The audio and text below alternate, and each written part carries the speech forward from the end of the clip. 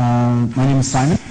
I work for the International Energy Agency, which is a government organization of 28 countries, which are all members of the OECD. Was founded in the early 70s after the first oil crisis as an organization to enforce the interests of oil importing countries. Since then, it has changed its work focus quite a bit. And now it also has a renewable energy division, which I work for. We have 13 people working there. And I just finished a rather large project on renewable energy policies. I'm going to dig out something here of the bag I brought.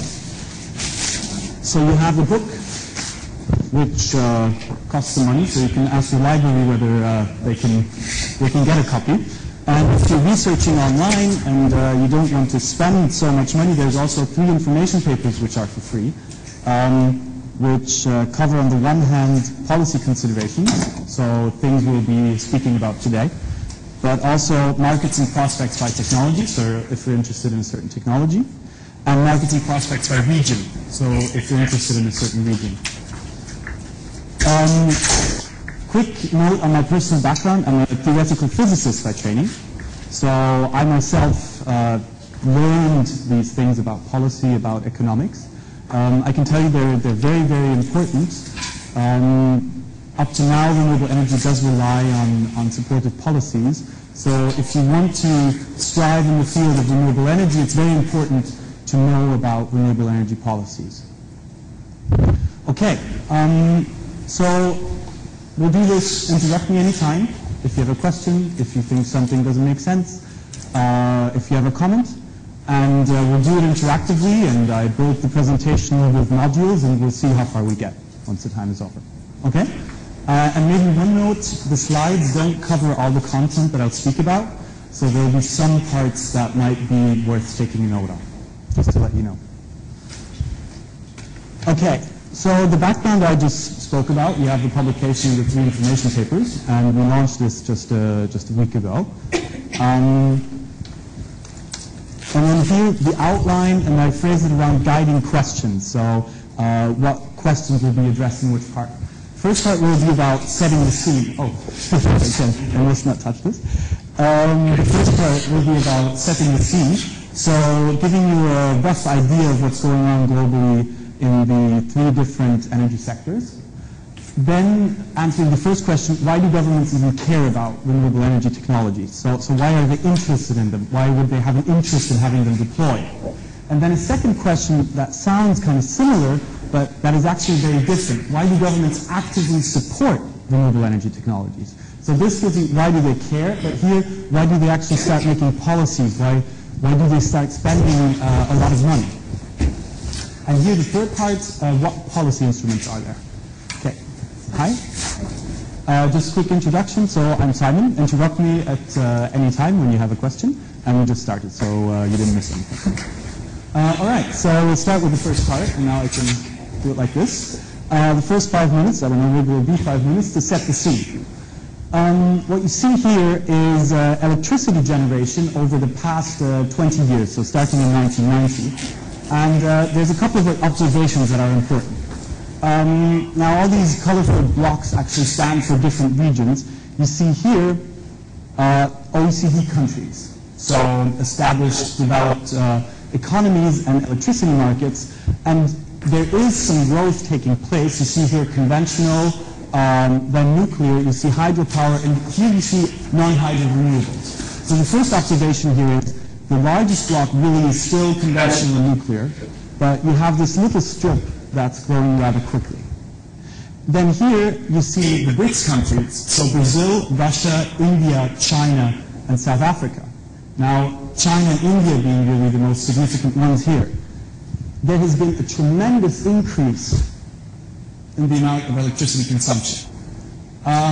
About half of all the increase in electricity consumption in past years actually is taking place in China. So this is a really, really important driving force between the increase for the increase in power generation. And then here you have the smaller part that's covered by neither one of the 2 regions, which is a lot smaller, yet growing also very, very quickly. So plus 70% since 1990. Let's touch it here. Now we see renewable energy technologies focused in. Note the difference in scale. We were at 20,000 globally, now we're at 1,000, so it's really a difference in scale. But what I wanted to tell you with this chart is basically which technologies are driving the increase when it's not hydro. So the answer is pretty clear from here. It's on the one hand biomass, which was a surprise to me that it's so important, but also the increase is mainly driven by onshore wind, which is maybe a bit less surprising to you. Solar, slowly picking up, but something to also keep in mind, this is the additional hydro generation since 2000, sorry. And you see, just by coincidence, it's the same magnitude. So often people say, you know, hydro is basically exploited, all the good regions are already found. That's actually not true. So it's a technology which increases, of course, driven by competitiveness, but it's also a very, very important energy source. Now, looking at the same for heat. So this is basically, heat is very difficult to measure statistically. Because really what you see is someone just takes, let's say, a barrel of oil somewhere, and you know he's not producing electricity, you know he's not driving around in a car, so just kind of assume, okay, he'll burn it for heat purposes. So for us, it's very difficult to trace the statistics. That makes policy making for heat quite challenging, actually, as well. But maybe looking at this chart, could you see the main differences that are taking place?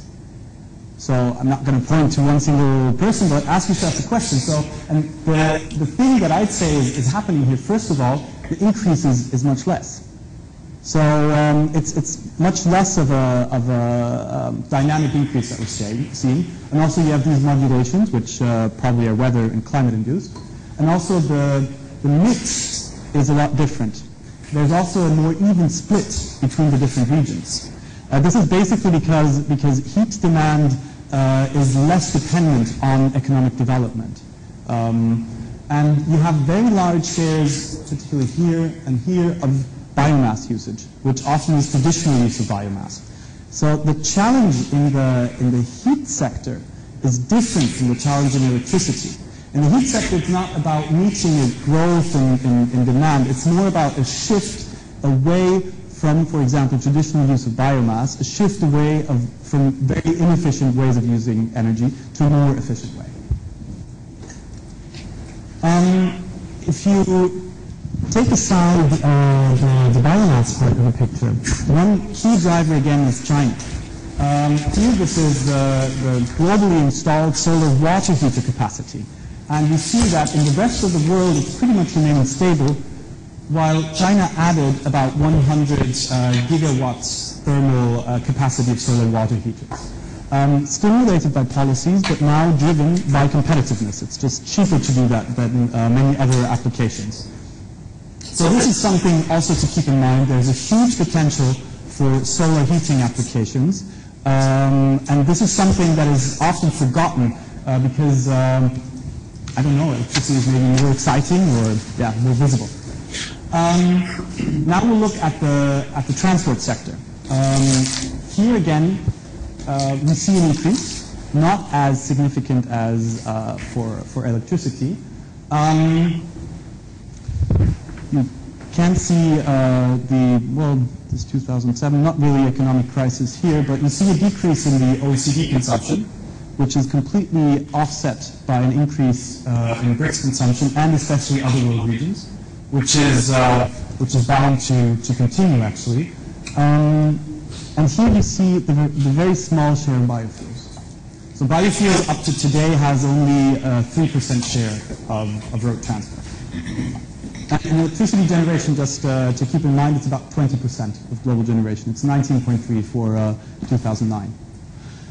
And now looking here at biofuels, what was happening in biofuels and still is happening in biofuels is quite remarkable. You had a very, very steep increase, an annual growth rate of 26% since 2005.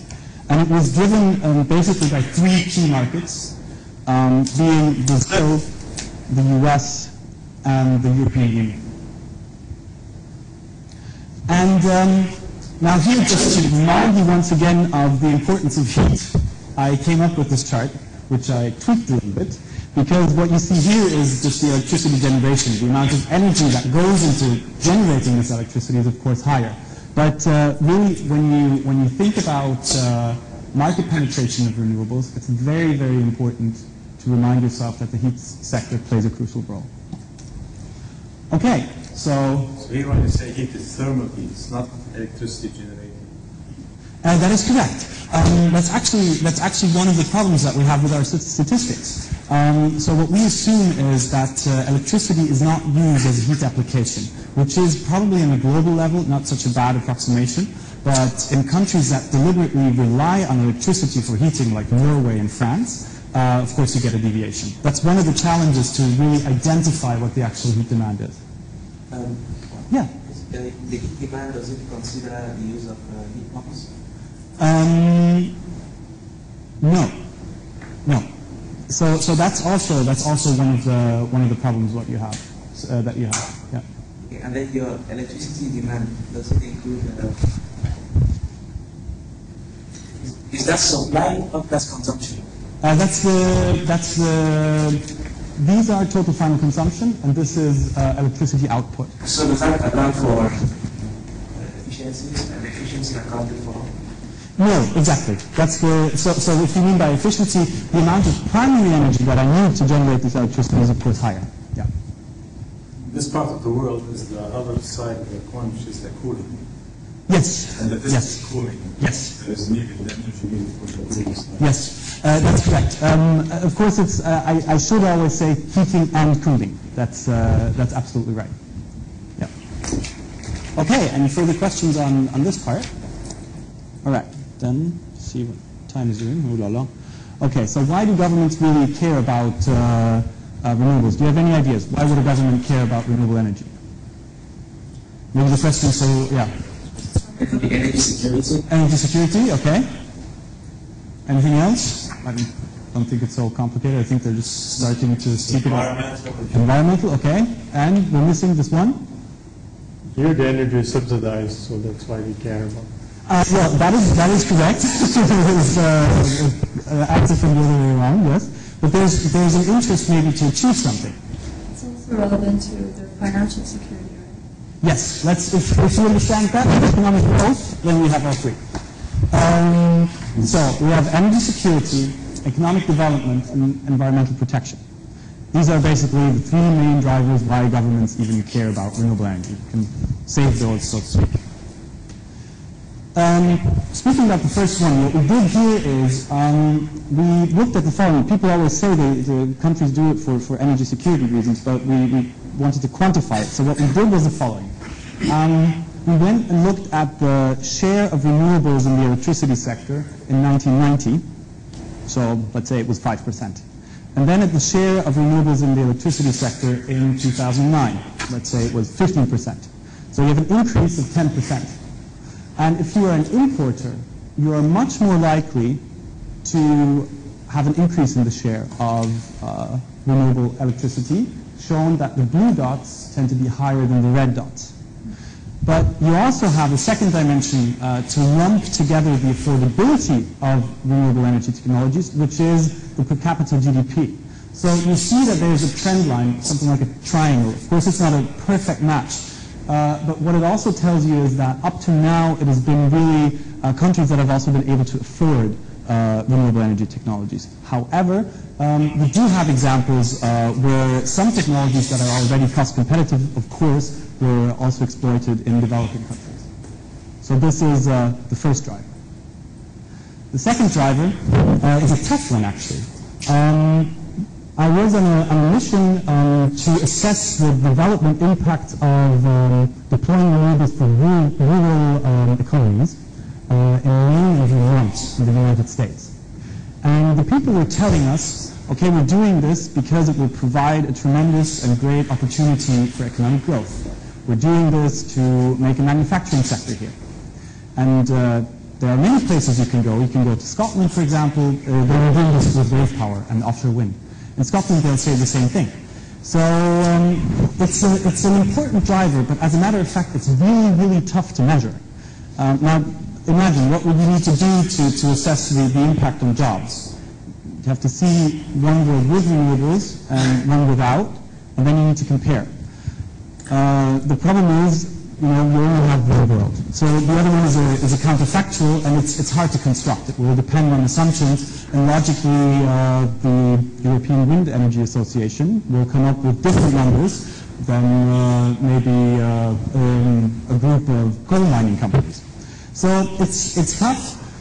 What we did for our analysis is we relied on something that was done by REN21. It's a very, very good publication, Global Status Report on Renewables. It's worth reading if you want to get a good taking stock of the state of play on renewables. It's for free online. And they say, okay, it's about 3.5 people working, million people working in the sector. But you also see something here.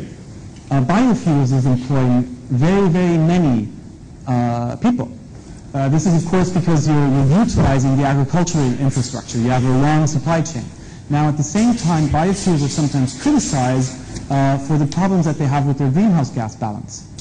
So there's a trade-off between the different drivers. Biofuels being one where it's quite easy to have job creation, but it might be more challenging to reap the environmental benefits that you're looking for.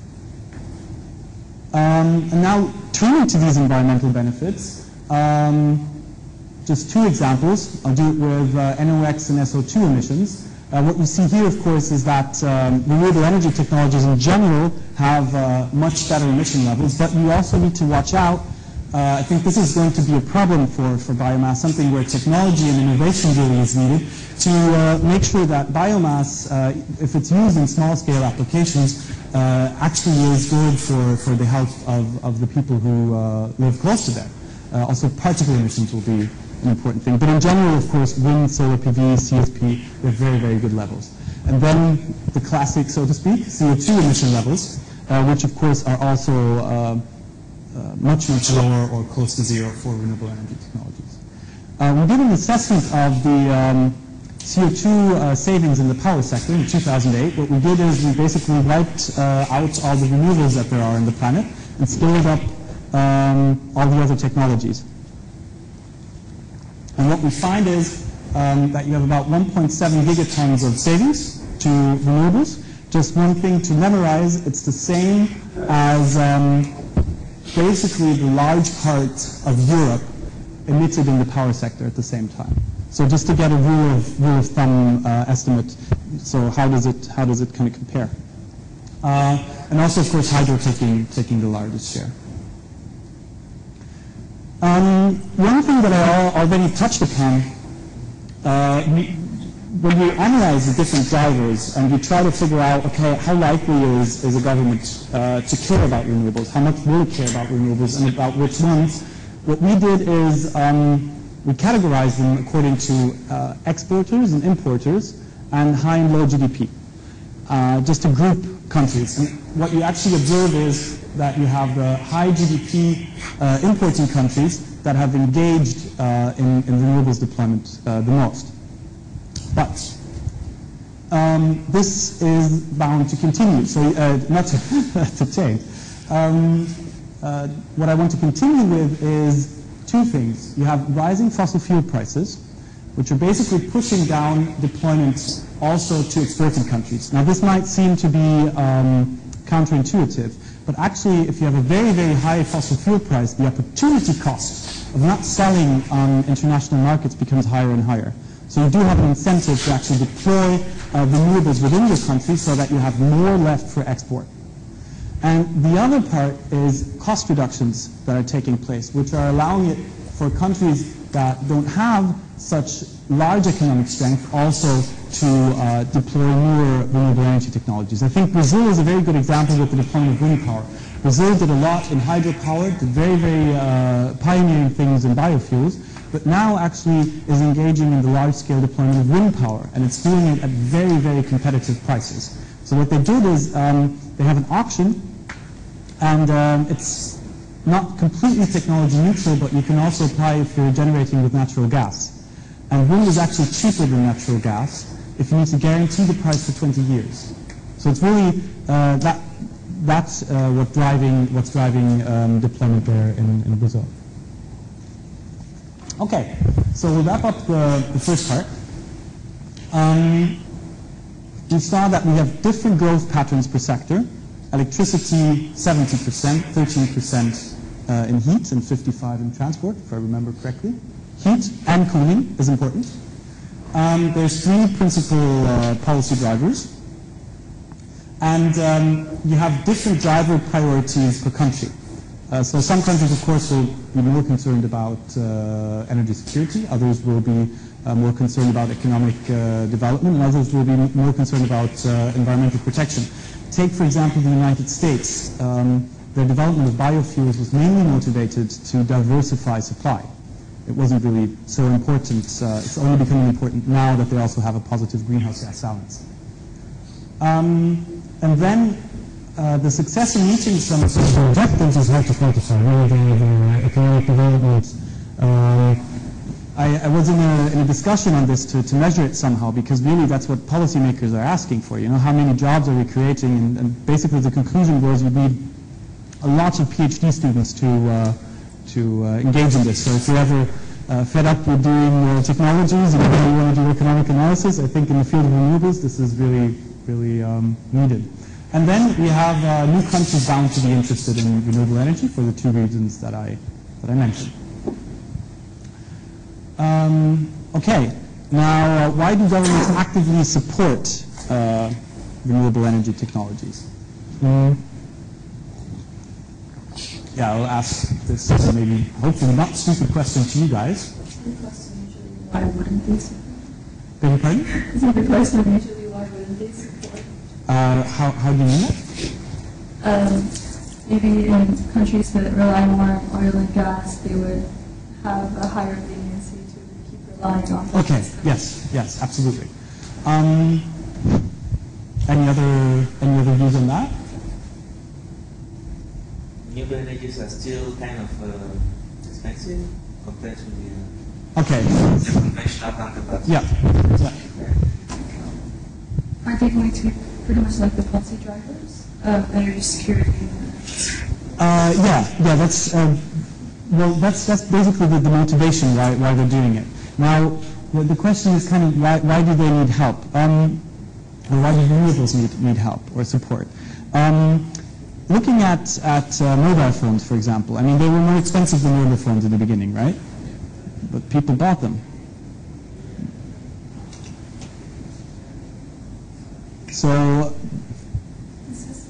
I think because if you transfer to renewable energies, you don't see the advantages of it. But if you buy a new phone, there are new features and things like that. Yeah. So you would actually pay for it. Okay. But renewable energy, there isn't kind of an incentive for it. So Yeah. that's why we need to push. Yeah. I think that's a very important point. People often compare the market uptake of renewable energy with some revolutions such as information technology, mobile phones, stuff like that. But what's a bit misleading about this comparison is the fact that mobile phones actually brought something that wasn't there. You know, you could just call people from wherever you were. That wasn't possible with a phone with a cord. Now the problem is, power generation technologies are there. I mean, you can't tell the difference whether this projector is powered by a solar panel or by an oil-fired electricity plant, right? It's even more grave than that. The whole electricity sector, a lot of the refining sector, the whole energy sector is not visible to people that much. I mean, Abu Dhabi might be an exception from this rule, but in general, people don't see. I mean, look, for example, when heating still was done with coal that you needed to fire your fireplace with. You had actual contact with the energy source, or when you were using wood. Now, if you have electric heating, if you have gas heating in your basement, you don't even see it anymore. So it's basically a service that people have become completely accustomed to, that it's just there. And it's really, really hard to convince them that there's actually an added value to renewable energies. It's quite an abstract thing to say, okay, in 50 years down the road, and 20 years down the road, we'll all be in great trouble if we don't start using this now. It's much more difficult to convey. Also, they become supportive more more and more, when they become concerned, like maybe for instance in this region of the world, a higher area of concern would be water, scarcity and so forth. So they think of the most renewable or energy efficient methods of desalination. Because that's the only measure. Therefore, they think of nuclear energy, which is not renewable really, but nuclear energy or any other method that might provide diversification in that effect. So perhaps when they start noticing how people's consumption became very thrifty, I don't know if everyone is aware, I don't know about people in Dubai, they started placing fees for your water consumption, whereas water used to be free before, people pay for water now. Whether locals or non-locals, residents or non-residents, everyone started paying for water. So when they start getting concerned as much with electricity, I think. I think that's you're already sort of speaking with policy measures, of, for example, putting a price on certain things. But I think you're right on that. So we had one barrier, which is the economic barrier. That might be a bit. But as a matter of fact, there are a lot more. Okay, and the cost barrier isn't even the trickiest one more and more. So for example, where do we want to start? Public acceptance and environmental barriers. Who would like to buy a house that is located directly next to a wind turbine? Could I? Okay, I'll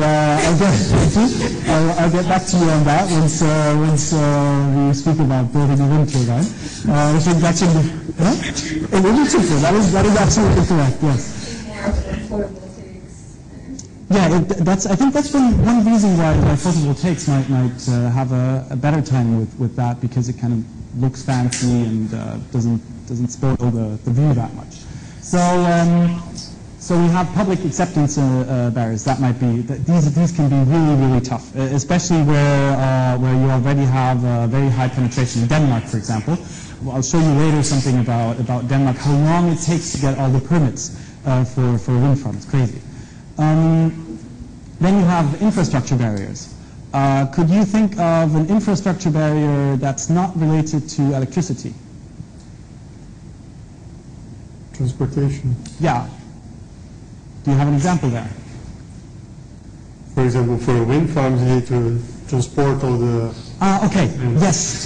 That's correct. That's absolutely correct. You have a lot of good wind resources that are quite remote. But I meant it more really that's really not connected to electricity at all. Because usually we think of electricity as something, but okay, I'll tell you then. The cars driving around, they don't like it if you fuel them with 100% ethanol. They'll actually break, a lot of them. In Germany, there were huge problems. They tried to introduce an ethanol blend of 10%, and the people were really concerned. They were like, I don't really know if this is going to ruin my car. So they stopped buying it. So it's quite of a tricky thing. When you start doing policies in support of renewables, you need to keep in mind that there's actually a bunch of stuff around that really isn't made for renewables.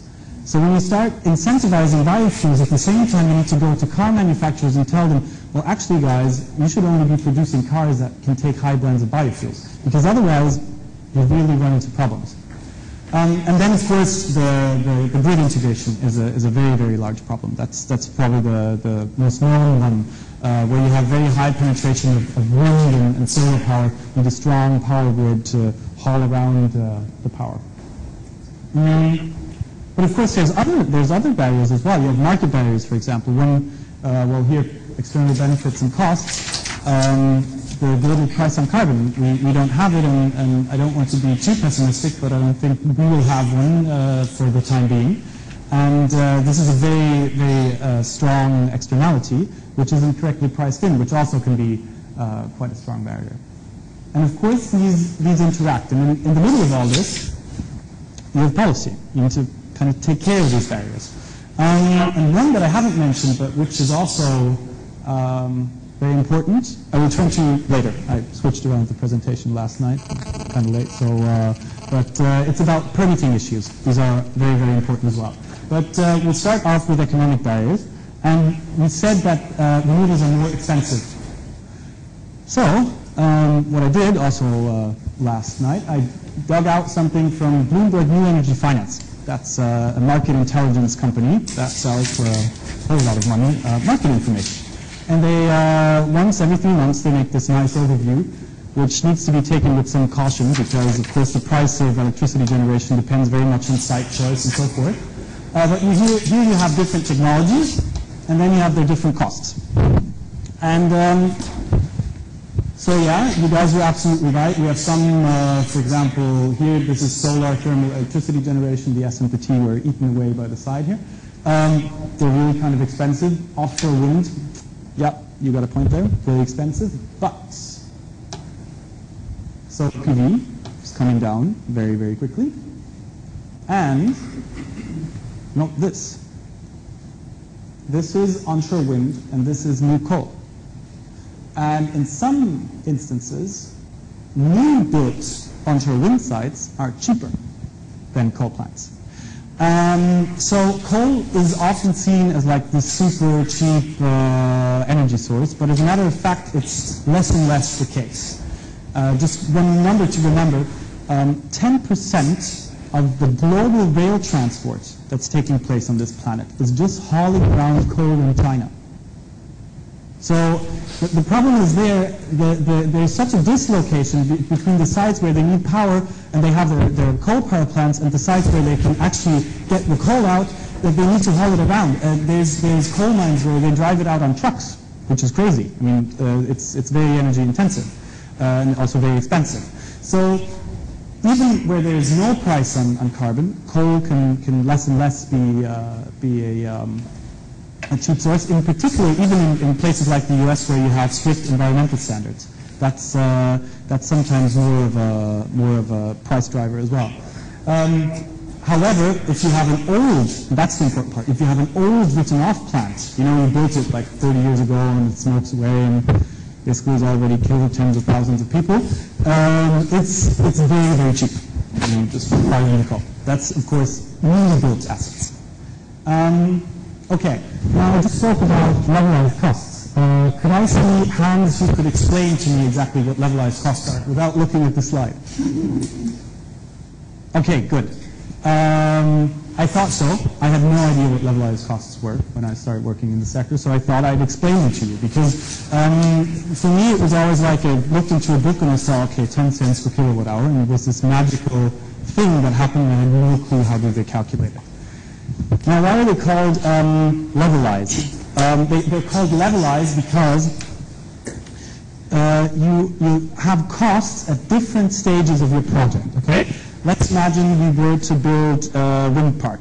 When do you think we'll start, when is it going to cost us money? Planning. Yes, planning. Then the next step? Is it what? Implementation. Okay, building the thing. Yeah. And then it's first when it runs, right? So these are the, okay. How much do you think the turbine makes in all this? Spanning the turbine? $2,000 per kilowatt. That's excellent, yes. And how many percent of the total project cost would that be? Oh, wait. Did you say $2,000 per kilowatts? Yes.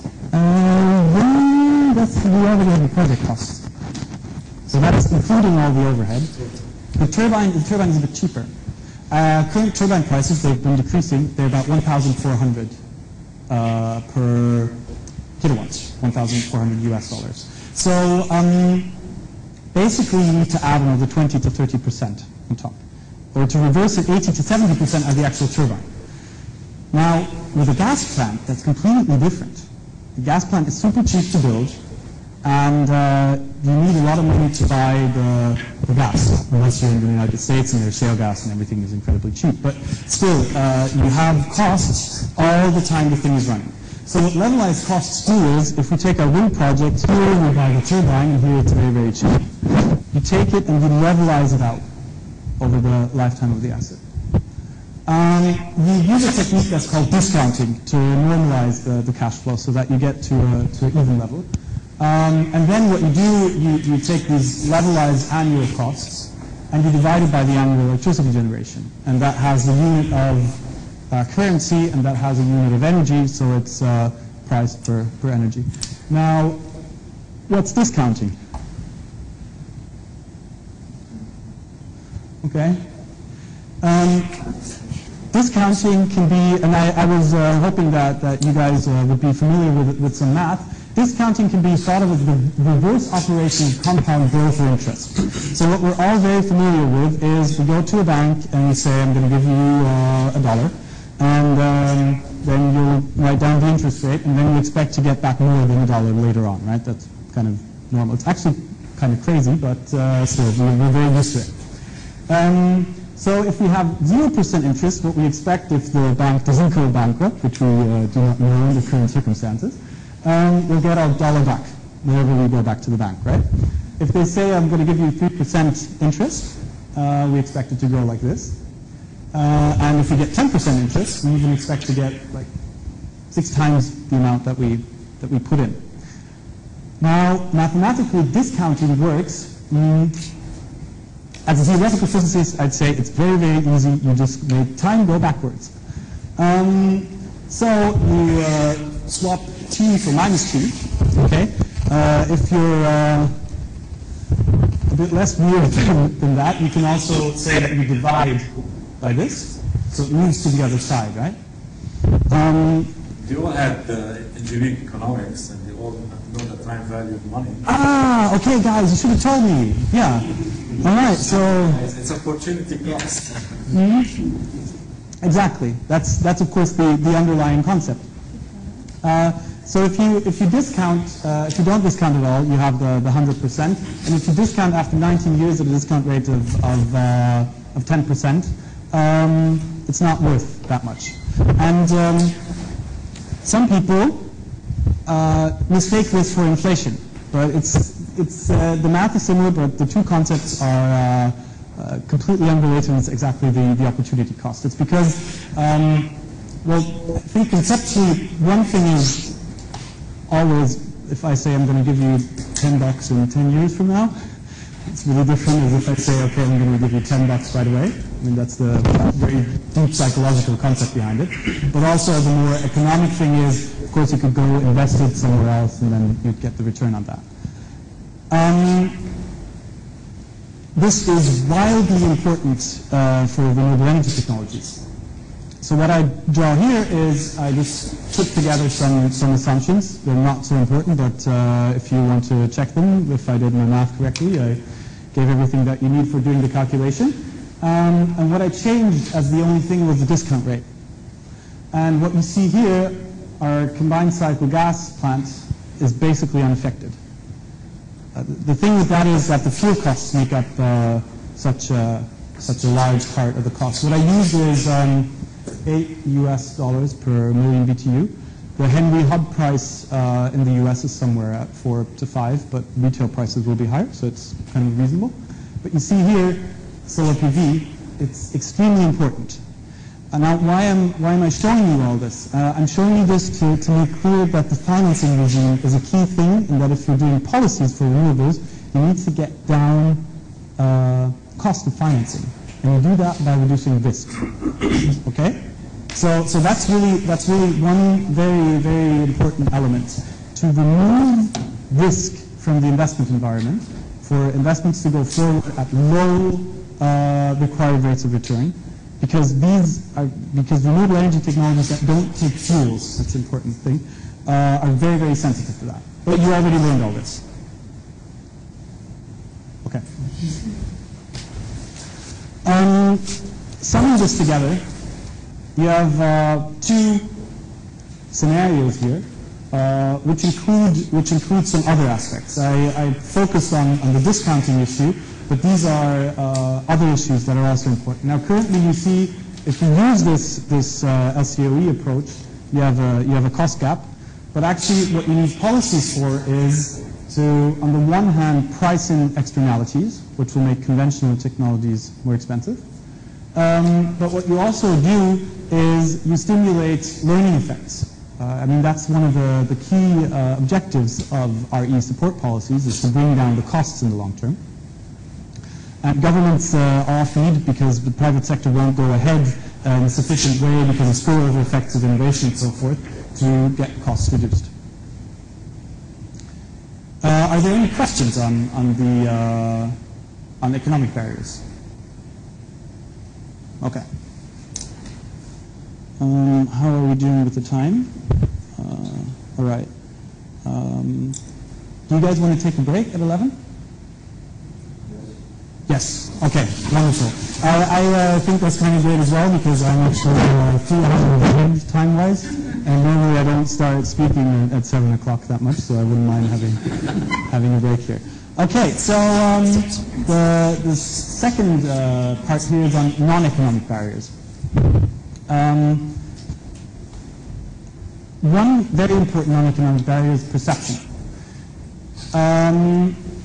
You often see people perceive renewables as being wildly more expensive than conventional technologies. And unfortunately, I wasn't able to find the chart for this. BNEF, New Energy Finance, actually did a survey among its users. And they asked users, so what's the cost of a new coal plant and what's the cost of a new wind plant? And users responded, well, a new coal plant is going to cost like, I don't know, 3 cents per kilowatt hour. And wind is going to cost like $8 or $9 cents per kilowatt hour. And these are people using this portal, right? And the actual costs are very similar about, on their global average, they're about 6.8 cents. So that's one key thing that needs to be targeted as well, is just the public perception. And not only the public perception, but also the perception of policymakers about the cost of renewables. That's really something that needs to be addressed. And now here's something. The whole thing of non-economic barriers, in particular administrative processes, is something that is not very sexy. When you hear people speak about you need to streamline permitting procedures, it's not so exciting. You know, you have some bureaucrat sitting there who is stamping away on documents. But as a matter of fact, it can be a huge obstacle. At one time in Italy for PV plants, you needed to get 50 permits from the wildly different institutions. And of course, it can happen that they say, okay, if you don't have this permit yet, I don't think we can give you that permit. And at the other end, they'll do the reverse thing. And you see there's huge differences in the time spent just waiting on permits. So that's this. It's actually this part, right? It's often the largest part of the waiting time. It's just waiting for the government to go ahead and give you permits. And as I pointed out earlier, look at the case of Denmark for wind. 160 weeks, what's that? 3 years, right? So of course, and we said discounting is a very important thing.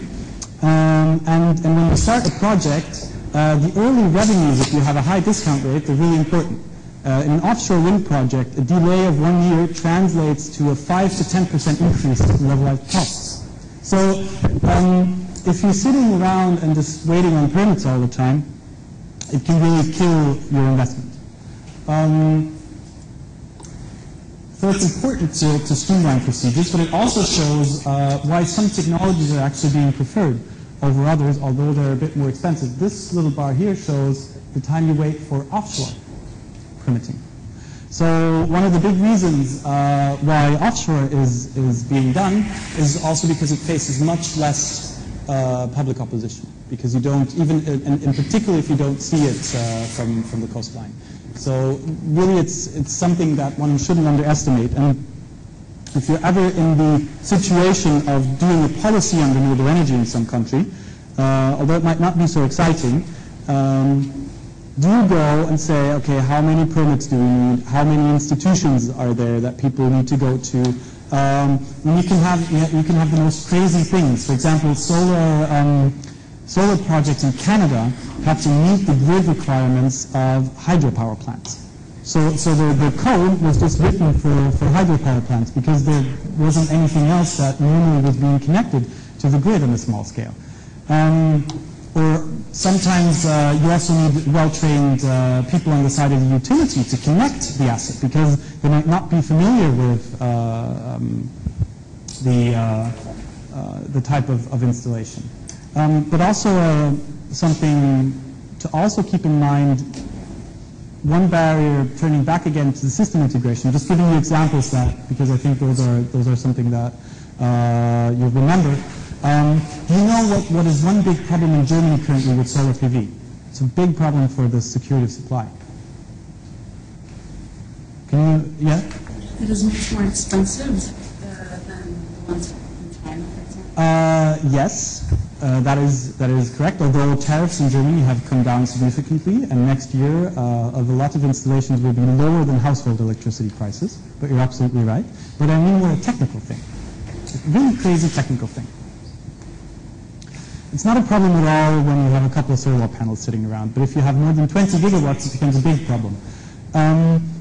All inverters in Germany will turn off automatically if the grid frequency exceeds 50.2 hertz. They will all disconnect at the same time. So if you have 200 megawatts of generation, you don't really feel that at all.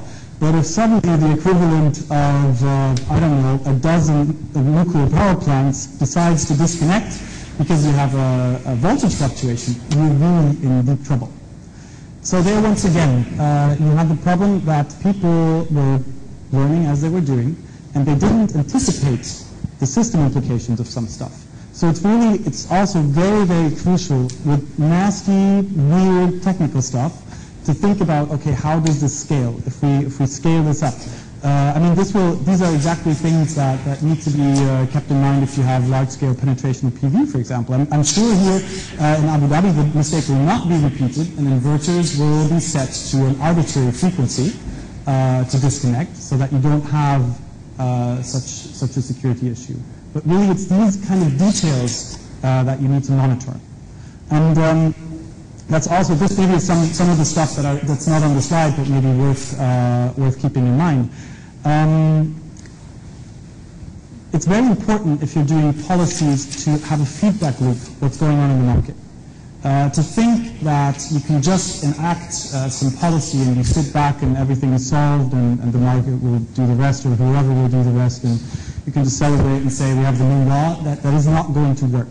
It's very important to build in feedback mechanisms. For example, regular reviews of the law. That you say, okay, every 2 years we're going to do an assessment report, we're going to contract a university or a research institute to do that, and we will assess how are the policies doing. So for example, we're of course research institutes that pointed to the problem in Germany. Which one is the last country? Okay, sorry.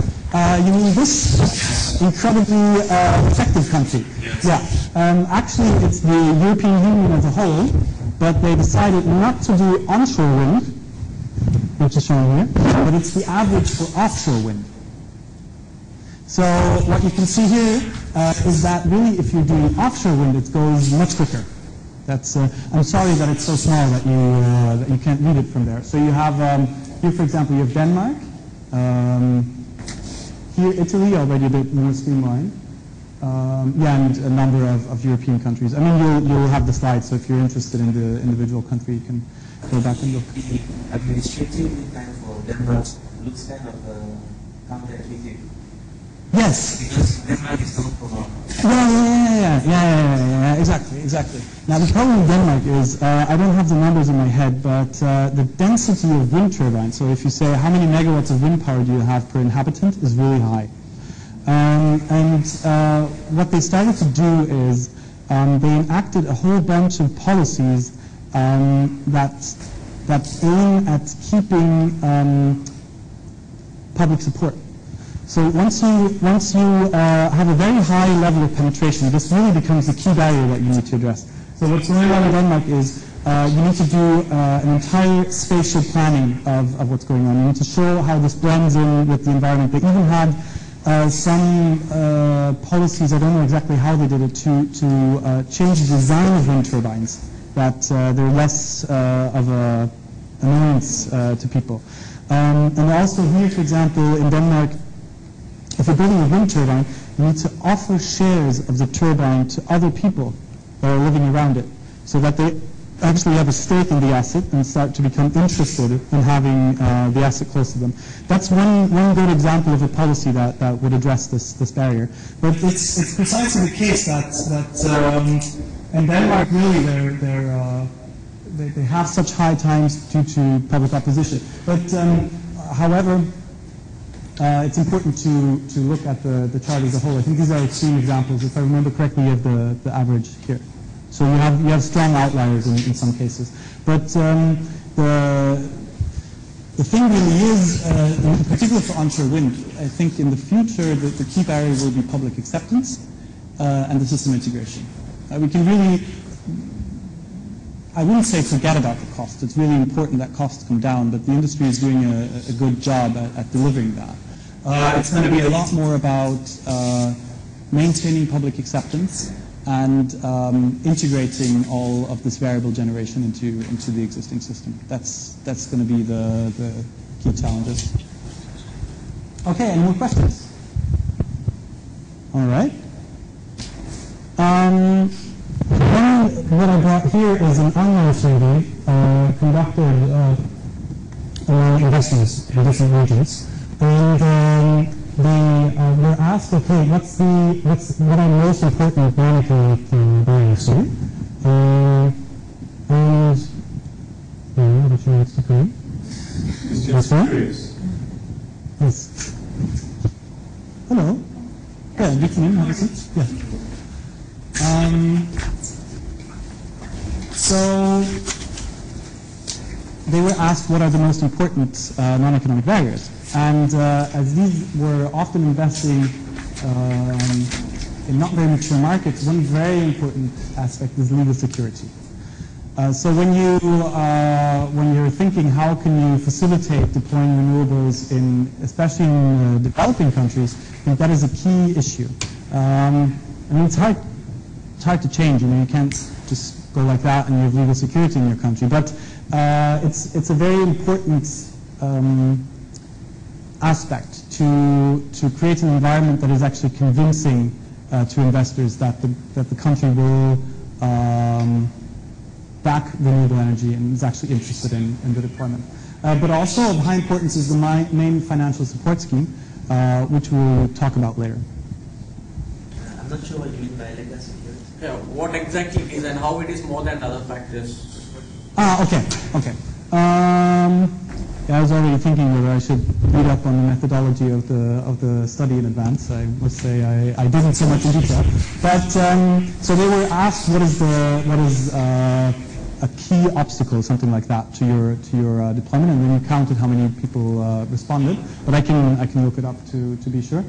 And this is basically this is to know that the country adheres to the law. That you can be sure that laws that are there will actually be followed.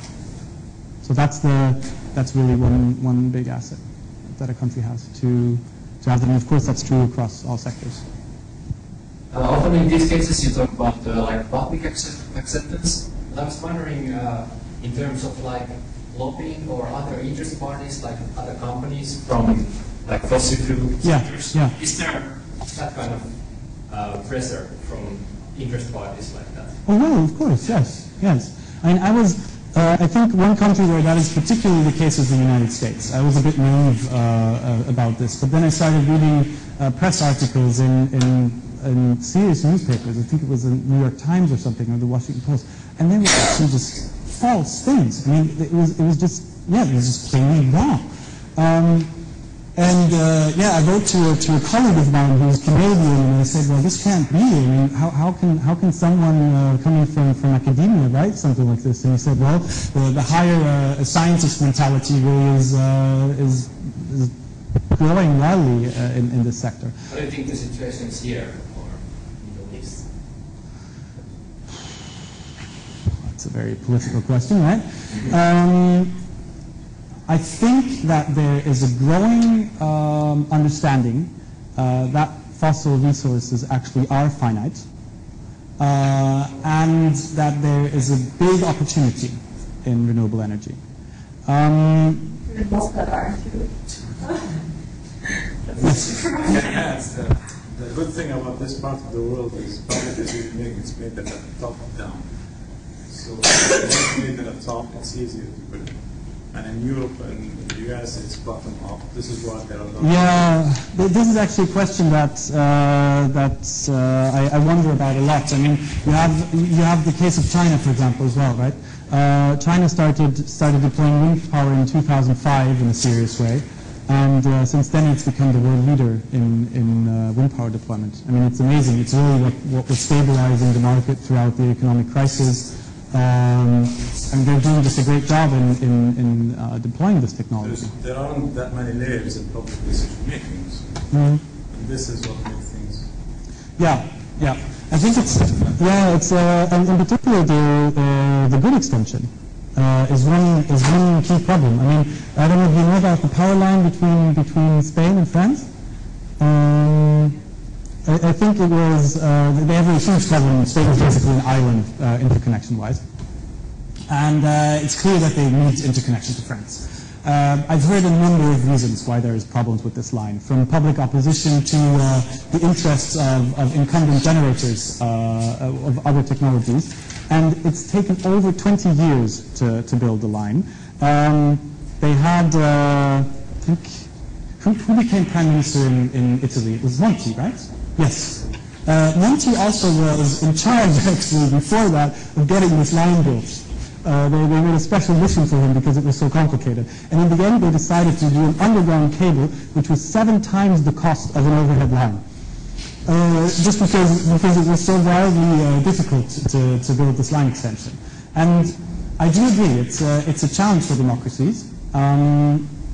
Still, I think for other purposes or for other reasons, which we can have very extensive debates, they're a good system. But it's a challenge to speed up penetration. And you're absolutely right.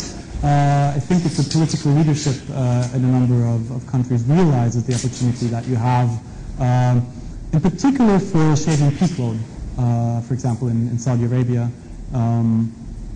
But also in countries like Egypt. I think that will be a key factor that will drive growth. Yeah. Okay. So wrapping up this part, and we're almost in break. So we have numerous and interlinked barriers. You can take a close look at this diagram, which is also in the book, but also in one of the papers. Then you have the levelized cost method. This favors technology with high upfront costs, for reasons that were probably explained to you in great detail in a different course. Financing regime is key for renewable energy technologies, particularly those that do not use fuel. They are increasingly competitive, so viewing them as a high-cost option is no longer valid in many cases, but they remain important.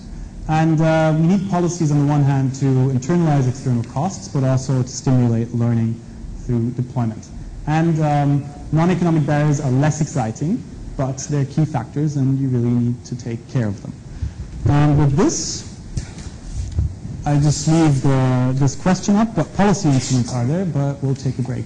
Policy instruments are there. Excuse me for asking so many questions, but I will continue to do so. I hope you find them interesting. Now, could you explain to me what policy instruments can you think of? And if you could give a brief explanation how they work. You can pick a difficult one if the feed-in-tariff is too obvious. Subsidies. Okay. So what kind are they? Or let's say the government gives subsidies for you to adopt renewable energies in your house. Okay. For example, the solar water heating and PVs. Okay. So let's say we're a government and we want to get people to install solar water heaters. What would we need to do? Reduce the price. Say what? Reduce the price by a certain amount. Decrease the price. Okay. Sure? Or enforce it. Huh? Or enforce it. Or enforce it. Okay. What about this? Picking up a discussion we just had. What about finding out how much they cost?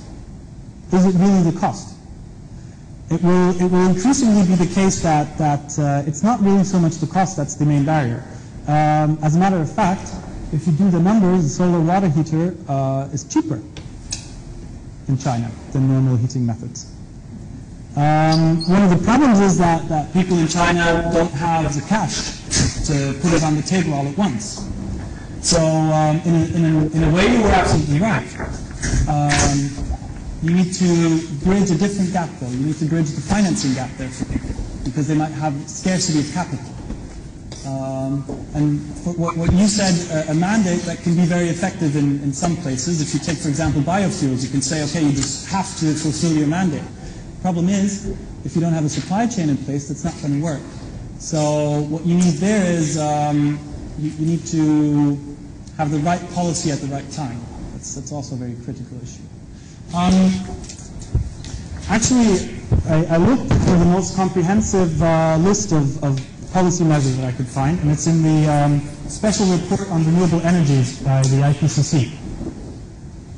It's an excellent report. Sometimes I wonder why we wrote this book. So don't tell anyone.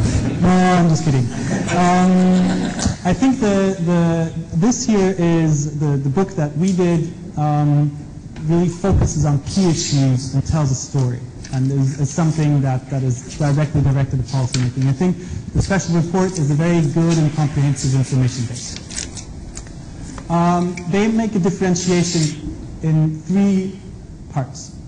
So fiscal incentives, public finance, and regulation. The difference here is a little bit subtle. It's a little small difference, or one that escapes easily. This is basically the government changing the economics of other people, and this is the government actively engaging as one stakeholder in the deployment process. So, where would we find our solar water heater example? Regulation, quantity, right? That's what you propose, to have a quota obligation, oblige people to do it. Then helping to get down the cost, there's various ways that you could do. You could say you give them a loan. That would be, if you say it's competitive, that would work. You could also, if you find out, well, actually they're paying incredible amounts of taxes for some reason, you could say, okay, you don't need to pay that tax anymore. So I'm not going to, well, do you want to do the list? We'll do it, okay? So a grant, basically you get cash for something, right? You could go into the store, buy your solar water heater, and there you go. You say, this thing costs $100, and we're going to give you $50 for that. We give you the coupon that you send in, but then you get the money right away. Then the government could directly pay, so that you really get it from government money. It's a bit different than this regulation where the government just sets the price. You could get a rebate. This is more what I explained just a second ago, so that you get the money back at some point. But then also you get a tax break, which is, for example, in biofuels, it's really important. You have high taxes on petroleum in many countries, and biofuels are exempt from this tax, and that's the reason why the quota obligation works. If you have just a quota obligation, often you fail to meet the quota. It's a very important combination. In general, it's always a portfolio of policies that is important. That's the really key thing. You need to take the ones that fit and really look at the local situation. And then here, this is important if you want to get companies to invest, if you have allowed an accelerated depreciation of the asset. And I rely on your financing course that you learned all about accelerated depreciation. But also, you can have direct investment. So if you have, for example, state funds that directly invest into an asset, which is an important way of investing in some countries. But you can also give loan guarantees. Does loan guarantees are important, but does the name Cylinder say something to anyone? Is there someone who wants to? I'm sure one of you must have heard about it. From Benson. Yes. But what did they get? A lot of cash in the US dollar. 6 billion? 6 billion wasn't so terrible. They got 500 million US dollars. They had a really innovative thing, actually. They did 6 CIGS, solar panels on tubes. And they got that to scale it up to the industrial scale. It's really important. I mean, giving loan guarantees in a high-risk environment. You see, I'm telling you this example because it can remind you when you need them. When you're trying to commercialize a technology with high risk, problem is, sometimes a company fails. But at the same time, you'll have a lot of instances where it actually does work, right? So you run the risk that it might not work, but that's exactly why you give the guarantee, right? I mean, if there's no risk, you don't need to give a guarantee. Loans are very, very important as well, given by the government. As a matter of fact, in many emerging economies, that's a key factor. In Brazil, the reason why wind power is so competitive, developers get a state loan for 2.5% interest. It's a really important thing. When you look at all the solar manufacturers in China, for example, they also get access to very cheap loans, but also in Germany. When you look at Germany, there's a state-owned bank, the KfW. You guys remember the Marshall Plan from Germany, and like the U.S. government came after the Second World War and rebuilt Europe. It's money from there. It's a 15 billion fund that still exists, that is managed by the state-owned bank, KfW, and that is used for renewable energy. So if you want to do a rooftop solar system, you can get 100% preferential loan from the government to do it. That's exactly addressing the issue that people might not have upfront capital to deploy. But then also you could say public procurement. For example, if the government says, well, actually we're going to get 30% of our energy from renewables, whatever it costs. So also being an active stakeholder. That can be very, very important when you look, for example, look at refurbishing buildings.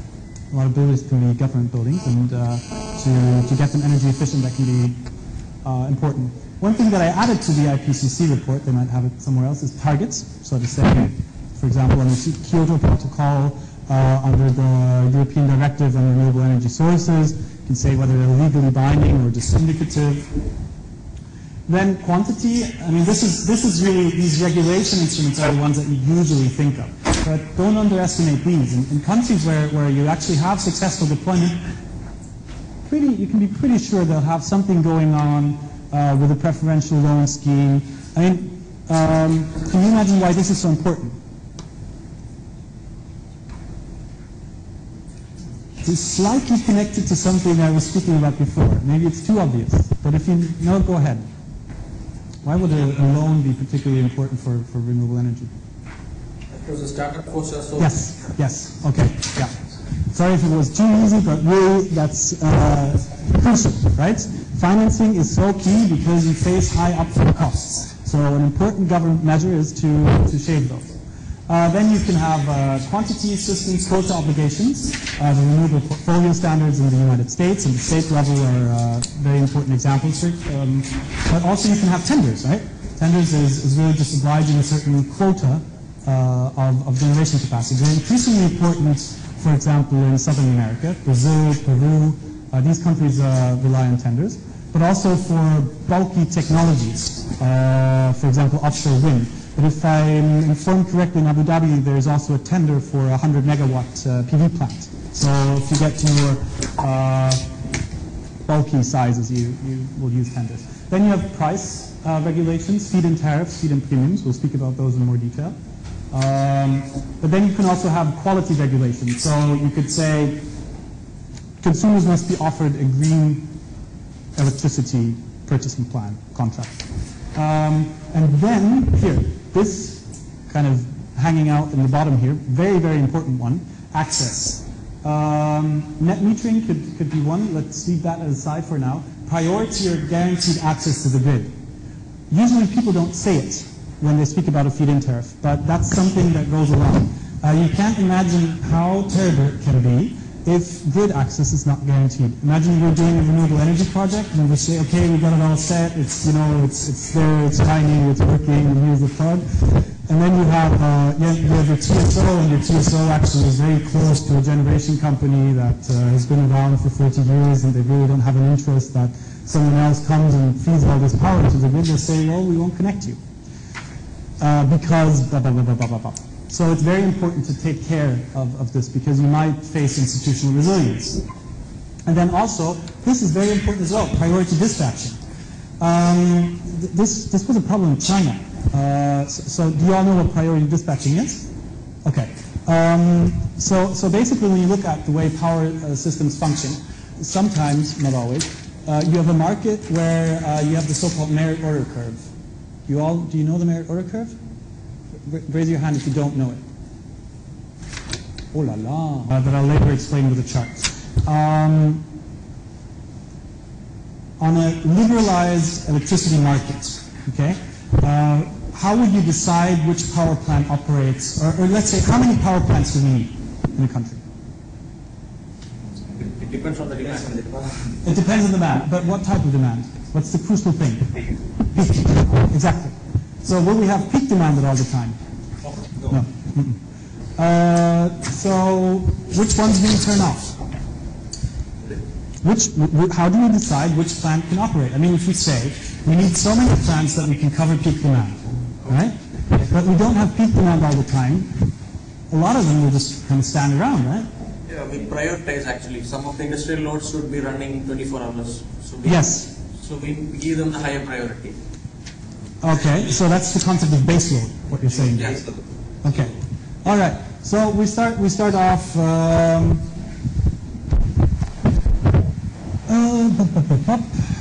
Which ones would? But we're not there quite yet. Let's say we have price here, and here we have. You can either say megawatt for the capacity, or you can say usually the market's operating in a way that you have 1 unit of time, a quarter of an hour, an hour. So we just multiply the hour onto that, which is a very sloppy H. So now coming to this baseload, what would be kind of, or let's phrase it again. How would you decide which plant gets to operate? Are you referring to the mode of generation, like natural gas or coal? Yeah, exactly. If that's the case, natural gas comes down. Like that should be the one operating first.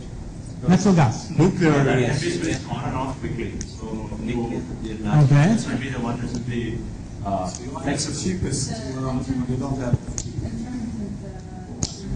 Okay, so we need to sort this out. We have intermittent renewables. We have gas should run because it's flexible, or maybe because it's cheap. Then we have the cheapest one should run.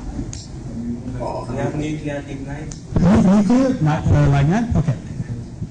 So there's if you look at the cost of a power plant, you have two things. One is to build it, and one is to run it.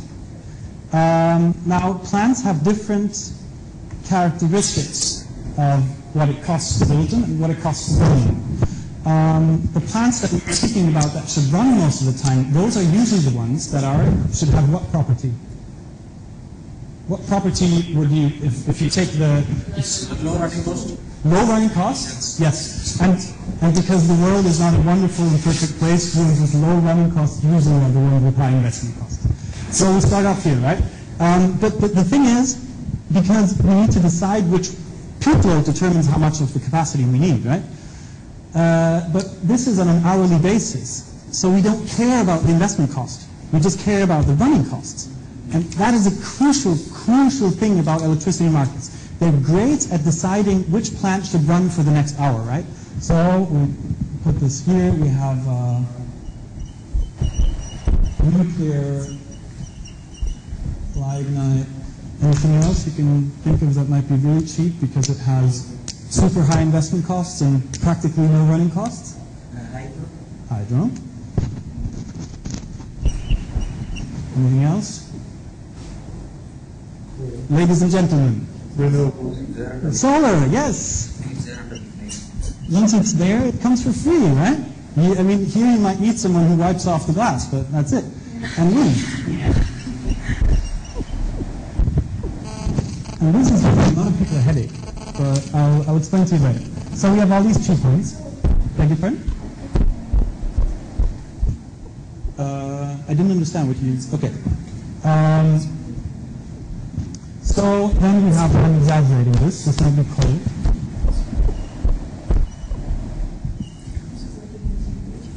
And then we have gas. Gas, before like the shale gas revolution in the US, and it will be confined to countries like the US that are using shale gas, the gas price, the operating cost determines this. But they're super flexible, right? I mean, an open cycle gas turbine, if I'm not mistaken, is basically a jet engine, right? I think so.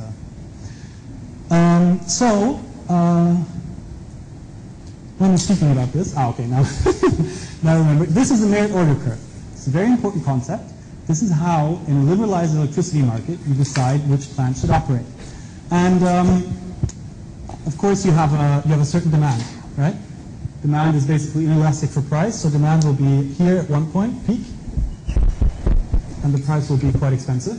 all these people are making a bunch of cash because the unit up here determines the whole market price, right? So you have all these inframarginal rents here, and they're really happy because they run all the time. If the price is high, all this is just profit, right?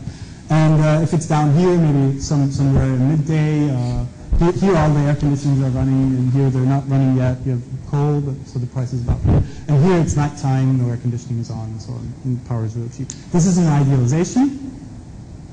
The curve looks much more smooth because you'll have old plants that are higher running costs, newer plants that are more efficient, have lower running costs. But this is the basic concept. This reflects the supply. Beg your pardon? This reflects the supply. This is within the country. Yes. Yeah, it depends. Yeah, it depends on the supply of course. I mean, if you don't have a nuclear power plant, it's it won't run. So, but the thing is, it's not clear that solar and wind will move in here directly, because the problem with this here is you might not recover your investment costs. This is only looking at marginal cost. I mean, here, a wind power generator will basically, or a solar, this is the better example, they will sell power at zero price. Because the marginal price of solar generated electricity is zero, or if you're in a desert, it's the price you need to pay to clean the panels. So you have this system works really well for dispatching plants. And a lot of countries have introduced it. One of the countries that introduced it first was the United Kingdom. The United Kingdom now has the problem that it will not have enough capacity left to cover peak demand in about 5 years. Don't quote me on that. It's a handful of, maybe it's 7, all right? Particularly because a lot of coal-fired generation needs to be taken out because of environmental regulations. Well, I don't know. They're taking a number of steps. As a matter of fact, they're introducing a feed-in tariff for onshore wind. I don't know what they're doing for biomass, but they're really doing a complete reform of their electricity market. So, in this situation, you can have the problem that generation will come in, but will at a very low cost, but will not be able to recover its capital costs. And now, because renewables are kind of exempt, you can start creating funny problems. For example, in China, dispatching is not done in such a way. But it's more the TSO tells a unit if it can run, and it needs to pay a regulated price to the unit. But the regulated price in China for solar and wind is pretty high. So you had the situation where TSOs were telling wind power generators, we don't want you to operate because they were not using the steam. We don't want you to operate. You should please turn off because it's much cheaper if you buy our power from coal-fired power plants. So to mandate priority dispatching is important still. Especially if you have a fuel. I mean, if you have biogas or biomass, the marginal costs will be a lot higher. But I'm using this as an excursion to show to you one of the hottest problems that we're currently facing in the electricity sector. This system worked fairly well as long as you had these guys sitting around, right, without solar and wind. But what's actually happening is this line is shifting to the right because of all the solar and wind generation coming in at a very low cost. But demand is remaining stable, so at peak you might be here. Okay, so on average the electricity price will be much lower. The market price for electricity is lowered if you have a lot of variable renewable generation. It is called the merit order effect. And what it does is it shaves away inframarginal rents and profits of baseload plants. It can shave away the profits of gas-fired plants. In Spain, where you have a lot of wind, gas-fired plants, there's a lot of them. They were planned to run about 50% of the time of the hours of the year. Currently, they're running at 30% because of so much wind. Investors are finding it very, very difficult to recover their capital costs. So to find a way how these guys can go into the system without really destroying the rest of the generators is really a hot problem. Look at the E.ON. It's the biggest wind utility, and they're currently laying off 6,000 people. because they're really in trouble, because they were taking away some of their nuclear assets that were written off, because, and this is a money printing machine, right? You have no, in Europe you also have a carbon price. And this goes directly just extra cash for any nuclear power plant that you have written off. So this was really the money-making machine of E.ON was turned off, so to speak, and this is putting them into real trouble. So this just as an excursion. I came to this, coming back to this. Priority dispatching and access are sometimes overlooked, but they're actually key. Another part of the access is the intermittence. Yes. Yes. Yes. So how do we solve that? Because if we give priority dispatch, then you cannot predict wind, for example. Hold on. At a particular instant, you cannot predict. Yeah. So what happens at that point when suddenly power just goes down because you give priority dispatch? Yeah. Well, the first question. First of all, the first thing is wind is very reliable on a time scale of a year. Okay? So in the course of a year, you can say you have 5 to 10% difference, but this is the first thing to know. You know, people all often say, you know, wind power is super unreliable. If you go to the time scale of a year, it's actually a pretty reliable source. Now, you're absolutely right. In the time scale of minutes and hours, you have problems. This is a question of how the market is designed. Okay? Usually, these plants here, they don't care about the weather. Well, nuclear power plants sometimes do if the river is too hot where they want to dump their but still, they don't really look at the weather report to say whether they can run or not. So, usually it's decided one day ahead what unit will run. Now the problem is the weather prognosis is much better if you're 1 hour ahead. Okay? So to have the dispatching closer to the moment of operation solves a lot of the problems. Because, now I'm getting a bit mathematical, you have two statistical processes. One is the demand, and one is wind. And I can tell you that both processes are statistically independent. That means that the variance of the joint statistical variable only goes, it's the sum, right, of the roots. Yeah, I taught a statistics course once, but I can't remember what the exact thing is. But what I want to say, it's less than the sum of the variances. So what it means in a technical term is that the amount of variability that you have in the system will not go up incredibly. What changes is you don't know anymore when this is going to happen. All right. So when there's a football game, for example, right, and everybody opens their freezer during the pause of the football game to get a cold drink. Actually, planning considers that, and they know that all these fridges will kick in, and you need power plants more. That's actually considered. But you don't know when the wind is going to blow or not to blow so much in advance. So first message is the amount of variability that you introduce doesn't square that strongly because both processes are independent. And the second thing is if you have gate closure times, that's what's called when you say, okay, these plants will run and then will go. If you have gate closure times that are closer to the moment of generation, the integration problem becomes much less significant. But you're right, the physical integration of wind power is one of the biggest challenges. That remains true.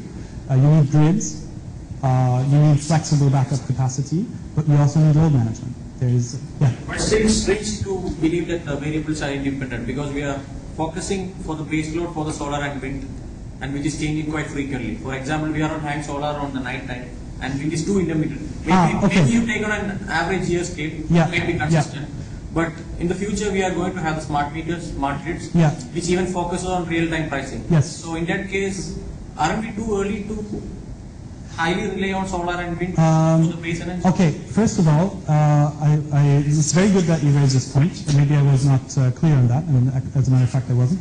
I wasn't trying to say solar and wind are base load. That would be absurd. Just cheaper. What I was saying is they come at the very low end of the merit order curve. They come in, they have a very low marginal cost. You know, people say that a lot is not possible if it's new, until the point where they actually have to get it done. When you look at what's going on in Spain, I'll be visiting the control center of the Spanish transmission grid operator on Thursday. Unfortunately, this week and the week before, otherwise I could tell you more about it. They have times where more than half of the electricity in Spain, I think, is coming from wind power. And interestingly enough, the transmission system operator was always independent of generators. They never had an economic liaison, which of course you have different interests connected to that as well. So there's a lot that you can actually do in the way you run the system. You just need to be creative. One thing, for example, I saw this recently, a PhD thesis presented. Just by changing the topology of the grid, you can do a lot to minimize the cost of redispatching. So what am I saying here? Do you guys know a bit about power grids and flows on the power grid and so forth? I mean, of course, it depends on the resistance where you are. And by changing, having phase-shifting transformers and all that, by changing the topology of the transmission grid, you can redirect currents. It's basically, I think, a very good analogy to think about this is having a car network, a street network without traffic lights, and having it with traffic lights, right? And currently, a lot of our networks don't have traffic lights. At the distribution level, they don't know. I mean, that's what we meant with smart grids, right? And then people say, oh, you know, we have accidents happening. And it would be absurd in this analogy to say it's we can't have that many cars. It's just the way we need to operate the system. So I do recognize that it's a challenge, but I think it's one that can be met. And actually, there's also an IEA publication. It's called Harnessing Variable Renewables, and it contains a tool to assess the amount of flexibility that you can get out of your system. But it's much higher than what people might think of. The policy portfolio. Yes. Why would the carbon tax more? It's not actually explicitly listed. Yes, that's a very good point. Well, you could say we have a tax reduction and exemption where you have a carbon tax. I think this is, often people do climate policies and renewable energy policy at the same time, but if you're working in this sector a lot, you kind of start separating them. So this is really focused on renewable energy. So because it's a different sector that is targeted, but you're absolutely right. It's a key factor. I think we need to speed up a little bit. How much time do you guys have? I mean, we have a bit of. Can we do 10 minutes more? Is that all right with you? We might have to cancel our tour, but if that's all right. Okay. Yeah, I'll try to be quick. Okay, so how does a feed-in tariff work? I think we can't do it that way, right? That's going to take too long. All right. Okay, clear. You have a long period of time where you get a guaranteed price. And the important thing is the price remains the same for the entire period. When a government says we change the feed-in tariff, they should never say, what they mean is not those guys who built the thing a year ago, actually we're going to screw them over and say you're not going to get the money we promised you. But they're saying if you're going to build a new generation plant, you're going to get less money. It's a key thing. This is what happened in Spain now. Well, what Spain did was the following. Spain said the amount of full load hours that your generation asset can have is limited. And they limited it quite a lot in the first few years now, but then they have a broader scope. And what they did is they reduced fraud. The tariffs were so high that it's cost effective to have a diesel generator running, feeding into the grid. So people were starting to cheat. We actually have bills for getting the feed-in tariff for solar at 3 o'clock at night.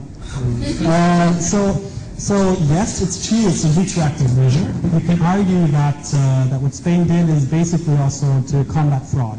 The second example that exists is the Czech Republic. The Czech Republic made a mistake calculating its feed-in tariff for solar and basically managed to get a 10-year target in 10 months. Pays a whole lot of money for it. And they're taking extra tax. They're taxing the revenues 25% for a couple of years. That's really more of a retroactive measure. Okay, so key thing here, super high investment security. That's what makes these things great. That's also what can make them really cheap. Because investment security is high, risk premiums are low, financing environment is so crucial for renewables. That is why you get cheap deployment if you have the price right. But that's also, it's easy to understand. You can go onto any arbitrary level of detail. You can say this sub-technology, and you can also prescribe a learning path. You can say you need cost reductions 10% every year, right? You can really force that onto the industry. But price finding can be challenging, particularly in a very dynamic environment. There were terrible mistakes with the price finding of solar PV. I'm not going to go into detail, but in one of the information papers, I don't know if it's the policy or the technology, when it's all explained in detail what happened in Spain, there's a link between the price for raw silicon and the tariff setting. It was really interesting what happened there. You don't really have a direct control over market volume, right? So you can get 10-year targets in 10 months. And then it's hard to sell from a policy perspective. People will say it's 100% subsidy. Well, actually, if you get a feed-in tariff at 6 cents per kilowatt hour, euro cents for onshore wind, this is the same amount that you need to pay to a gas generator. It's not really, it's a different way of remuneration, but it's not all a subsidy. I think they'll be very important, especially when new countries enter the field. But in advanced markets, you run into this problem. If you have a solar feed-in tariff, you don't have the problem of the merit order curve, right? Often the power is sold almost for free on the market. The generators get their feed-in tariff, which is paid directly by the electricity consumers. But the other people on the market, they're just kind of standing there and seeing, they're really screwing our prices, we're really not making any money anymore, and they have all investment security, everything. If they get curtailed, they're still paid in Germany to reduce risk. I mean, imagine if we were to build a wind generation facility, and we would know if the transmission system operator can turn us off and we go bankrupt, we'd probably have a different attitude than if we know, even if he turns us off, we're going to get our money, right? I mean, of course, we're much more likely to do it, but this is something that will be a challenge. So the next thing, certificate schemes. Basically, the principal notion is you take the power and you separate it, right? You have the physical power on the one hand, and you have its greenness on the other. And you create a different market for the two things. The power market remains the same, and the certificates go to a different market, one for renewable energy certificates. You can directly control the volume because you say a certain quota needs to be met from renewables, but because the market price for certificates is more volatile, and also it's not guaranteed that this market will exist. You don't know how the quota will evolve. The quota influences the price. It's higher, it's uncertain. Actually, certificate schemes are more expensive, right? People usually say this is a market instrument, it should be more efficient, it should be more cost effective. This is not in line with observation. On average, certificate schemes we found in the study for this book are about 20% more expensive than feed-in tariffs. Novel technologies are unlikely to be deployed. Basically, all certificates get the same price, right? And let's say we need wind power, or we need an expensive technology to deploy the marginal unit, generate the marginal unit. Then you will have a lot of windfall profits here for very cost-competitive technologies. With high transaction costs, you need to, I mean, imagine we'd be building a PV system under a feed-in tariff or a certificate scheme. Some one of us would have to find out where do we sell the certificates, how does that work, it's this electronic thing. We need to go onto like a market, there needs to be a market operator and so forth. It's a little bit difficult, and really, I think it will be important where policymakers show a strong preference for market-based instruments. That's it, really, that's the justification I can find for this instrument. Chile, for example. I don't think Chile will ever have the idea of introducing a feed-in tariff, just for political reasons, so they'll stick to that system. This is the third and last one that I'll do in detail. Tenders are becoming increasingly important, especially in emerging economies. And I think if you're ever in charge of doing renewable energy policy, this is something that you should look at very, very closely. And maybe in the end, I think what will remain is a mix. You might have a feed-in tariff for small-scale projects, right, for small rooftop PV. And then if you do the larger, bulkier stuff, if you're tendering offshore wind, or if you're doing like a 200 megawatt wind farm, you'll do tenders. you can completely control what technology is being deployed. You have complete control over the capacity, and the price is determined under competition, under ideal circumstances, right? And you need to be sure that there's at least 5 companies or consortia that can do the job. If there's just one, it's pretty, they might screw you. There's a high transaction cost, though. The problem is you don't know whether you'll get the contract. Now imagine again, we would want to do a project under a tendering scheme. We would have all the upfront project development costs that we were talking about earlier when it comes about the cost of a renewable energy project. And we'd have to pay those no matter what, right? So you need to have project developers that are sufficiently robust that can take a blow of not getting a tender. If you don't have them in your country, you're screwed. But if you allow them to come in from the outside, for example, that will do the job. I mean, that's the Brazilian example, for example. Okay. I'm not going to speak about that. You can read it up in the notes. I'm not going to go through this comparison. I'll speak about the barriers to heat, though. Try not to read this list while I'm speaking. Maybe we go through it together. We'll start here. The problem is there's no grid. So that's one of the key problems there. I mean, there's also some kind of fuel grid, right? We call them gas stations and stuff like that. But for heat, there's really, you need to use the heat where it's produced. And that makes things a lot more difficult. And also, heat comes in very different shapes or temperature levels, right? I mean, the heat that we need to heat this room or cool this room is very different from the process heat that you need in a manufacturing facility.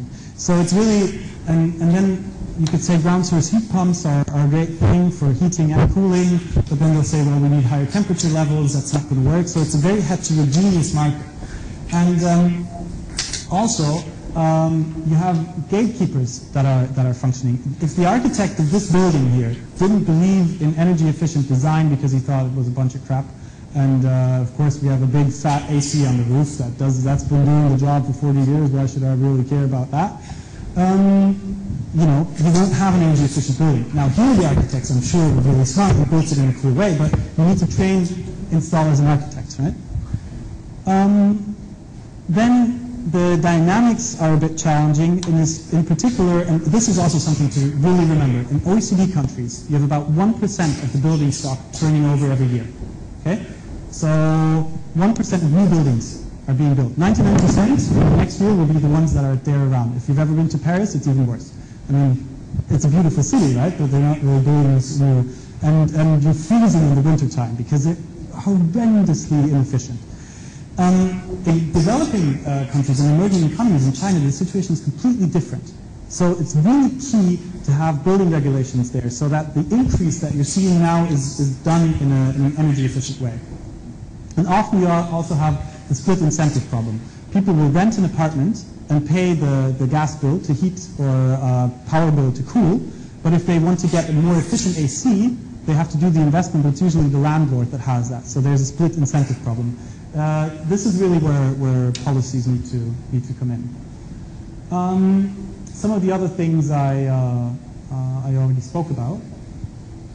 And basically what's been around this far, if there's just one thing I'd like to remember on heat policies is, up to now it's been cash grants, you go to the shop and you get money back, all right? It's been, we need more thinking on policies. We don't really have as much of experience as we have for electricity. There's some new things evolving. For example, the United Kingdom introduced the feed-in tariff. You don't really have a heat meter, but they say we're going to assume a certain quantity of produced heat. So there's new instruments coming, but this is really a place where we don't know that well yet what policies will work. And to wrap it up, in the transport sector, the combination of mandates and tax breaks have been the dominant tool. Working pretty well to incentivize traditional biofuels, conventional biofuels. Conventional biofuels have a lot of sustainability issues. I think it's also a tremendous problem with the competition for food and the risk of increasing food prices and indirect land use change. And therefore, the policy challenge is really how to get advanced biofuels into the game. But there the challenge is a bit more like in offshore wind or CSP because it's high technological risk. It's higher technological risk than for the two technologies I just said. This is not going to be enough mandates and tax breaks. I'm going to conclude with the next two slides, so we're done then. Another 3 minutes maybe. I'm sorry that I'm taking a bit more of your time, but if you can wrap up all the attention you still have left, we're going to go through best practice principles. So basically what I'm giving you now, if you ever design a renewable energy policy, when you're done, you run through this list and you check it out. So we need a predictable renewable energy policy framework integrated into an overall energy strategy. What do I mean here? Predictable does not need to say stable. You can say, I will reduce the feed-in tariff for solar every 6 months. But you should say on what grounds you'll do it. All right? So build into the law, if the deployment exceeds 2 gigawatts, we will decrease by 5%. If it's more than 3 gigawatts, we'll decrease by 50%. Right? So you can get both at the same time. It needs to be predictable, but it needs to be adaptable. All right? It's very important to keep those two things separated, adaptability and predictability. And it needs to be built into the overall energy strategy. I mean, look, if no one invests in gas plants that we need to balance variable renewables, we're going to need them. Maybe it will be biogas at one point, but I mean, it's clear that you cannot do it all just with solar and wind. It needs to be built into an overall energy strategy. That's also something that will give investors security. And then you need a portfolio of incentives based on technology and market maturity. It's not, a feed-in tariff might be good for some technology, but it might be terrible for a different technology. Tender might work in one case, it might not work in the other case. So you need a mix. And you need a dynamic policy approach. So what I mean here is, you need, basically what a market is really for is it continuously provides feedback between people who want something and people who provide something, right? And the feedback is via price. Now, government policies cut that feedback loop. For example, in the feed-in tariff, you remove the price finding mechanism of the market, right? So the market feedback loop is cut. So policymaking needs to find a way to get the feedback into the system again, because otherwise you're trying to land in an airplane with closed eyes, right? So this is also an important thing. You need a dynamic approach, and you need to monitor not only what's going on nationally, but also globally. If you read the thing on PV deployment, you'll understand what I mean there. It was really, what happened in Spain led to a catastrophe in the Czech Republic, simplified. Then tackle non-economic barriers. They're not so exciting, but really let, how many permits do you use? How many people do you need to talk to? Do you have to wait for 3 years or 3 months? It does make a difference. And address system integration issues. And keep in mind, they might be vicious, right? It might be the 50.2 hertz on an inverter that can lead to a European-wide blackout, if you have a problem. It might be the cars that people are concerned about, so they won't buy the biofuels. They're really happy that you got 10% to be blended into, but no one wants to buy it. That might be things you haven't thought of, so it's important to find some way, for example, having a good research institute that can think ahead of time and look at issues like that. And also, one fundamental concept is the priorities change over time. You can broadly divide it into 3 phases of market diffusion: an inception phase, a takeoff phase, and a consolidation phase. And in the inception phase, it's really important to have attractive support. You might say, well, I know we're paying people here more than in other countries, but we're kind of fine doing that because we want to kickstart this market. And here, this is really where you look, okay, do we have a permitting procedure for this, and so on. Here you have the transition. This here needs to be really attractive, but here you need to square the circle, so to speak. It needs to be predictable, but rapidly adaptive. Very important, otherwise your costs might get out of control. Still need to focus on non-economic barriers, see what's going wrong, and manage total policy costs. This is particularly an issue for solar PV. But it will be less and less so because solar PV is getting cheaper. Which leads us to the next problem, system integration and transformation. I think when will you be done with your studies? In a year or? years. 2 years, okay, a year and a half. I think 2 years after that, most people will be speaking about this. Maybe if not when you graduate. It's going to be less and less about how high do I need to pay my feed-in tariff. It's going to be about this. It's going to be about who pays balancing, who pays these kind of questions. Market design, the problem over there. People whether they can recover their capital expenditure, and public acceptance. Do you really want to have? Maybe at some point people will think PV panels aren't that beautiful after all. I hope they won't. I hope I was able to give you a good overview. I think we'll spare the summary. You can read up on that. And so we're done, and thank you very much for your attention.